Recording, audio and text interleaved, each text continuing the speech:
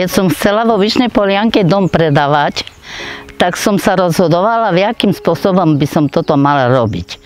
Ale som sa rozhodla, že som si našla takú dobrú realitnú kanceláriu a to bola kancelária Janky Jakobočakovej. Tak ju som oslovila a ona vo všetkom ako profesionálna vo svojej veci, vo všetkom mi pomáhala, podklady mi pripravila, všetko, čo mi trebalo pripraviť tomu. Bola ozaj úprimná, dobrá, že môžem každému povedať, že je to žena so zlatým srdcom a nech si ju každý, kto ju tak potrebuje dať čo robiť, že by ako sa na ňu obrátil. A som bol aj spokojná s tým, že aj v takej cene, jak primeranej cene, jak nám to vyšlo, sme to predali.